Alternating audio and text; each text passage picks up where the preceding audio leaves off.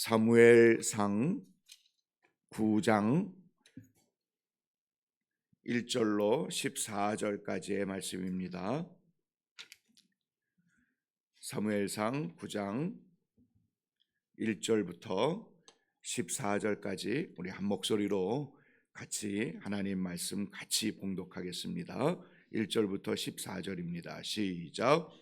베냐민 지파에 기스라 하는 유력한 사람이 있으니 그는 아비엘의 아들이요 수롤의 손자요 베고랏의 증손이요 아비아의 현손이며 베냐민 사람이더라. 기스에게 아들이 있으니 그의 이름은 사울이요 준수한 소년이라. 이스라엘 자손 중에 그보다 더 준수한 자가 없고 키는 모든 백성보다 어깨 위만큼 더 컸더라. 사울의 아버지 기스가 암나기들을 잃고 그의 아들 사울에게 이르되 너는 일어나 한 사환을 데리고 가서 암나기들을 찾으라 하매 그가 에브라임 산지와 살리사 땅으로 두루 다녀 보았으나 찾지 못하고 사알림 땅으로 두루 다녀 보았으나 그곳에는 없었고 베냐민 사람의 땅으로 두루 다녀 보았으나 찾지 못하니라. 그들이 숲땅에 이른 때에 사울이 함께 가던 사원에게 이르되 돌아가자. 내 아버지께서 암나기 생각은 고사하고 우리를 위하여 걱정하실까 두려워하노라 하니 그가 대답하되 보소서 이 성읍에 하나님의 사람이 있는데 존경을 받는 사람이라. 그가 말한 것은 반드시 다 응하나니 그리로 가사이다.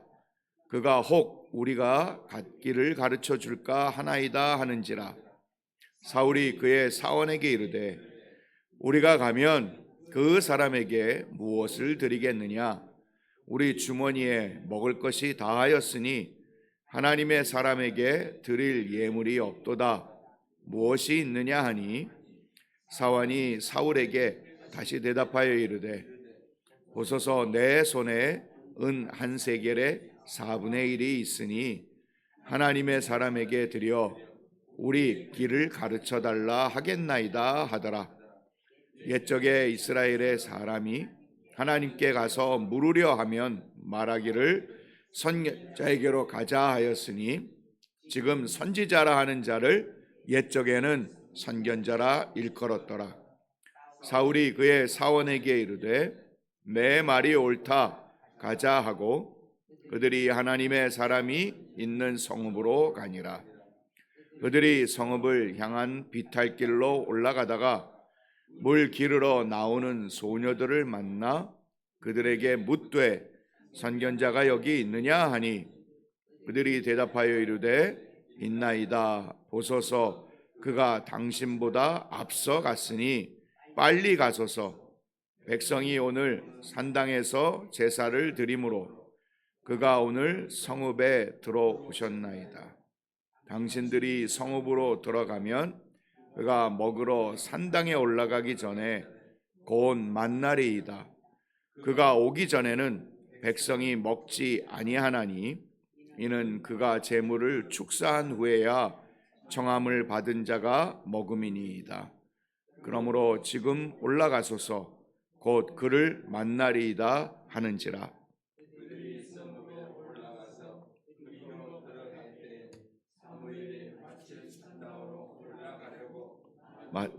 마오더라. 아멘. 아멘. 우리 잠깐 한번 기도드리고 말씀 나누겠습니다. 사랑의 주님, 오늘도 주님의 말씀과 또 주님 앞에 서는 것이 우리에게는 은혜이고 능력이고 그리고 응답임을 알고 주님 앞에 나옵니다. 이 귀한 자리를 하나님 살피시옵고 하나님 주목하셔서 우리의 기도와 우리의 부족함과 연약함과 또 우리의 부족한 믿음과 하나님을 향한 더 뜨거운 믿음의 자리들을 만들어 주실 수 있는 하나님의 시간이 될 수 있도록 도우시옵소서. 하나님이 함께 하시고 하나님이 주관하시고 성령님께서 역사하시는 믿음의 현장이 되기를 간절히 소망하오며 예수님 이름으로 기도 올리옵나이다. 아멘. 8장에 이스라엘 백성들이 왕을 구합니다. 그래서 이제 9장에 하나님께서 그들이 구한 것을 허락하시고 그 왕을 만들고 왕을 뽑기 위한 준비 작업이 바로 9장이라 이야기해 볼 수 있습니다. 그런데 오늘 9장 1절을 보면 베냐민 지파에 기스라하는 유력한 사람이 있었다. 베냐민, 여러분 이 사무엘상 9장은 아직도 사사시대입니다. 왜냐하면 8장을 우리가 보면 사무엘의 아들 둘을 사사로 뽑았거든요. 그래서 8장 1절을 보시면 사무엘이 늙음에 그의 아들들을 이스라엘 사사로 삼으니, 여전히도 사사시대입니다. 그리고 사사시대를 지나서 이제 사울이 왕이 되면 왕정시대로 넘어가게 되어지는데, 사사시대의 특징이 뭐냐 하면 우리가 잘 아는 것처럼 그때 왕이 없으므로 자기 소견에 옳은 대로 행했던 시대가 바로 사사시대입니다.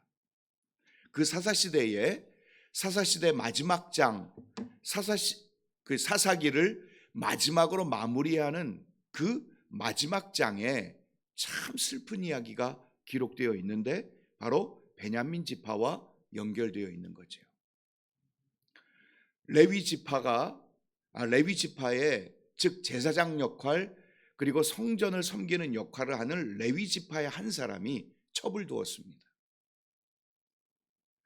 근데 그 첩이 바람이 펴가지고 돌아다녀요. 집을 나가버렸어요. 그래서 이 레위 사람이 그 첩을 찾으려고 가서 그 친정집에 갔더니 거기 있는 거예요. 그래서 정중히 얘기하고 또 장인어른이 또 사위가 오니까 첩이 망정 반기고, 그래서 며칠 묵다가 이제 다시 집으로 가기 위해서 여정을 떠나는 중에 기브아라는 곳에 들려서 그곳에서 머물렀는데, 그곳에 베냐민 지파들이 있고 불량자들이 있어서 야, 그 여자 새로운 여잔데 내놔라. 그 손님들을 맞이한 그 주인이 뭐라고 얘기하냐면, 야, 우리 집에 아직 결혼 안 한 내 딸들이 있으니까 그 딸들을 내어줄 테니까 이 손님들은 놔둬라. 아니다, 손님 내놔. 그래서 그 레위인의 첩을 밤새도록 농락하고, 그리고는 이 첩은 밤새도록 농락당하고 그 집 앞에 가서 쓰러지고, 그리고 그대로 죽고 말지요. 그것을 본 레위인은 그 여인 자기 자신의 첩을 12도막을 내서 각 지파로 보냅니다. 사연을. 그리고는 그 얘기를 듣고 전쟁을 일으켜서 베냐민 지파와 싸우고, 결국은 베냐민 지파의 모든 남자들을 다 죽였는데 600명만 살려둬라. 지파를 다 멸하지 말고 600명만 살려둬라 하는 그 슬프고 안타까운 일들을 만나게 되는 것이 사사기의 마지막 장이고 이 베냐민 지파와 관련된 이야기입니다. 그래서 베냐민 지파에 600명이 살아남았는데 우리는 절대 저 망나니 베냐민 지파에게 딸을 주지 않겠다 해서 베냐민 지파는 결국 이방 여인들을 보쌈해 가지고, 그래서 대후손들을 이어가게 되어지는 슬픈 이야기가 사사기 마지막에 있습니다. 여러분, 사사시대에 사사기를 읽으면서 사사시대가 너무 슬픈 이유가 뭐냐 하면은요, 자기 소견에 옳은 대로 하지만 자기 소견에 옳은 대로 행하다가 결국은 그 사사기가 우리에게 보여주는 게 뭐냐 하면, 처음에는 이방인들과 싸워서 사사를 하나님이 보내시는데 사사기 마지막에 가면은요, 골육 상잔이 벌어집니다. 식구들끼리 싸웁니다. 같은 민족끼리 싸우는 거예요. 그게 최악입니다.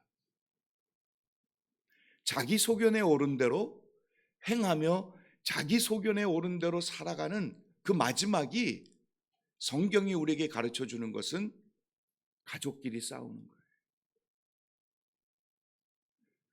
디모데후서 3장 1절에 사도 바울이 우리에게 가르쳐 주시는 건 뭐냐 하면, 너희는 이것을 알라.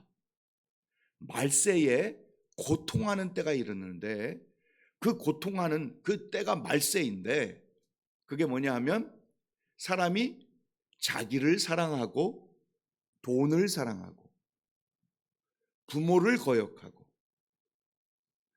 자기 사랑하는 게 1번입니다. 말세에 고통하는 때가 이르는데 1번이 자기 사랑입니다. 자기 중심. 성경에 있는 말씀, 그리고 하나님 중심, 그리고 제대로 된 믿음의 신앙, 그 신앙을 갖고 살아가는 사람들은요, 제일 먼저 회복이 어디서부터 일어나냐 하면 나부터 회복이 일어나고요, 내 심령의 회복, 나에 대한 자아에 대한 회복, 그리고 내가 어떤 사람이라는 것에 대한 성경적이고 하나님 중심의 회복이 일어나고, 그래서 내가 자신감과 충만함을 얻을 뿐만 아니라요, 내가 회복이 되면 가족의 회복이 일어납니다. 할렐루야. 그게 성경적입니다. 그래서 가족 안에 내가 주님의 마음을 가지고 하나님이 나를 사랑하신다라는 그 가장 중요한 하나님의 은혜와 은총을 입고나면 내 가족, 내 주위에 있는 사람들을 바라보고 대하고, 그리고 그들을 향한 우리의 마음들이 새로워지는 것이 우리 기독교의 1번 우선순위라 말씀을 드릴 수 있습니다.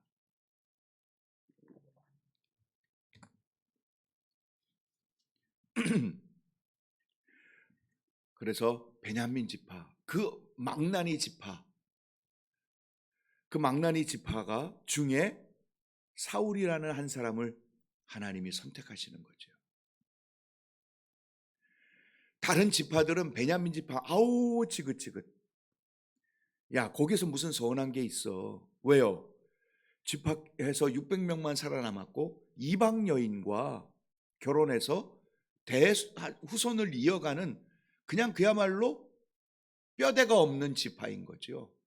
그런데 하나님은 그 지파에서 하나님께 부탁드린 그 왕을 선택하는 사울을 하나님이 주목하기 시작하셨다는 거죠.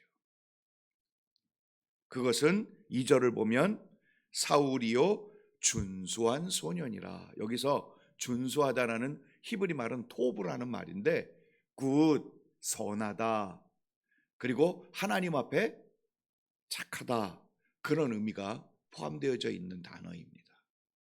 도덕적으로, 그리고 신앙적으로 굉장히 선한 어떤 의미들을 가질 때 토브라는 말을 씁니다. 그러니까 그가 하나님과 사람 앞에서 참 괜찮은 사람이었지요. 키도 다른 사람보다 어깨 하나 더 큰 사람이었음을, 그런데 우리가 나중에 하나님께서 다윗을 선택할 때에 그 형제들을 멋있고 괜찮고 사무엘이 딱 봤을 때 와, 얘는 정말 리더 같은 느낌이 들어가지고 얘입니까? 물었을 때 하나님이 뭐라 그러세요? 나는 외모를 보지 않고 중심을 본다.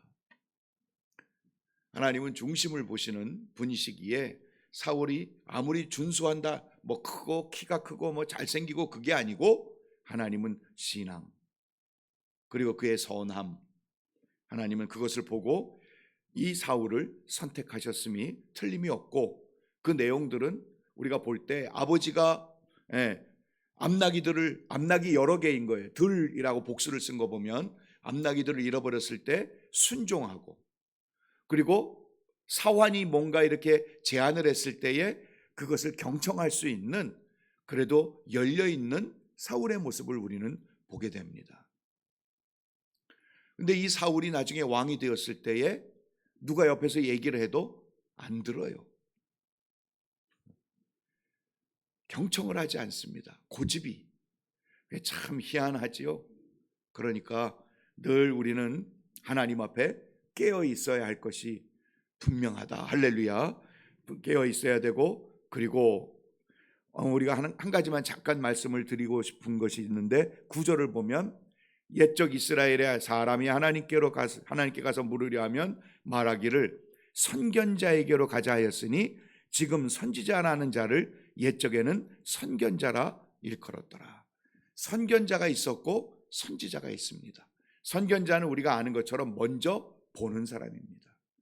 하나님께서는 옛날에는 이 말씀이 없었기 때문에, 이거 지금처럼 이런 말씀으로 기록해 주신 것이 없기 때문에 하나님은 보여주시거나 아니면 하나님이 나타나셔서 말씀해 주시거나, 그래야 하나님의 뜻을 알고 하나님의 의도를 알고 하나님의 마음을 아는 거지요. 그래서 처음에는 하나님이 보여주신 거였습니다. 이적이나 기적이나 아니면 어떤 모세가 떨기나무 아래에서 하나님의 임재를 느끼는 것처럼 그렇게 보게 하시는 거였죠. 바로 이사야 선지자와 같이 하나님의 존전에 올라가 하나님의 모습을 배움는 그러한 영광스러운 일들을 보게 하시는 선견자. 그런데 선지자는 뭐냐? 하나님이 말씀으로 가르쳐 주시는 거예요. 그래서 제일 먼저 선지자로 얘기하는 나비라는 말이 어디에 등장하느냐 하면 출애굽기 7장에 나옵니다. 출애굽기 7장에 이 나비라는 선지자라는 말이 등장하는 것은, 그 의미는 뭐냐 하면 하나님과 백성들 사이의 중간에 서서 그 말씀을 전달해 주는 것, 그게 선지자입니다. 선견자는 보고 듣고 가르쳐 주는 거지만, 선지자는 하나님의 말씀을 듣고 그대로 중개 역할을 해주는 것이 바로 선지자이지요.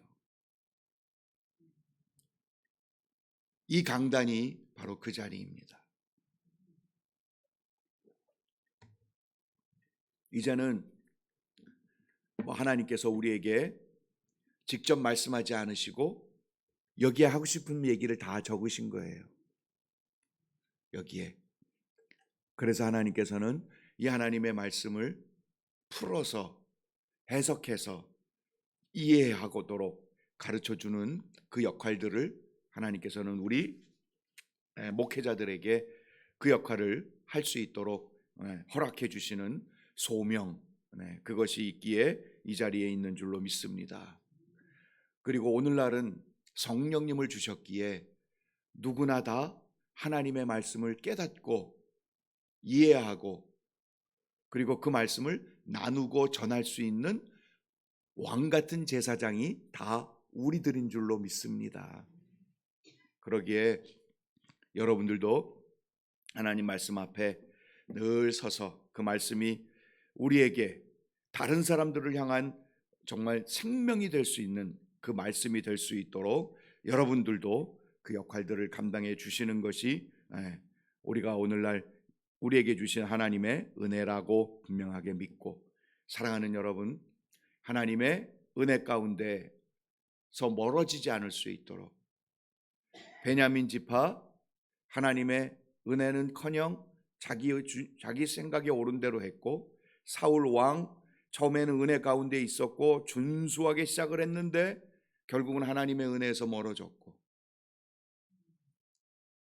하나님의 백성들도 하나님의 은혜에서 멀어짐으로 말미암아 결국은 왕이 들어섰음에도 북이스라엘 남유다로 나뉘어지고 망하게 되어지는 슬픈 역사를 하나님의 역사 속에서 보게 됩니다.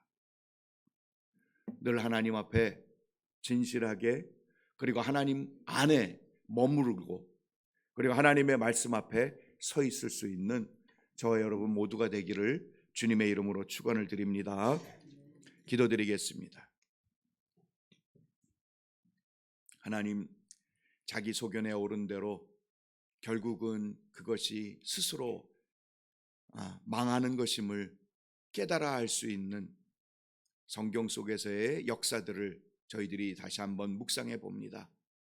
하나님, 어리석고 우둔한 자리에 서 있지 않을 수 있도록 사도 바울이 디모데후서 3장 1절부터 쭉 우리에게 가르쳐 주신 것처럼 말세에 고통하는, 그러니까 고통하는 그 시기들이 다가오는데 바로 자기를 사랑하고 돈을 사랑하고 부모님을 거역하는 기가 막힌 그 시대 속에 스스로 고통 속에 머물게 되어지는, 하나님으로부터 떠나고 말씀으로부터 떠나고 하나님이 주시는 은혜에서 멀어지게 된 결과임을 보게 됩니다. 경건의 모양은 있지만 경건의 능력을 잃어버렸을 때 나타나는 모습인 줄로 분명하게 선포하고 있는 것을 바라봅니다. 하나님, 주님의 은혜 가운데 늘 머물러 있을 수 있는 저희들 되게 하여 주옵소서.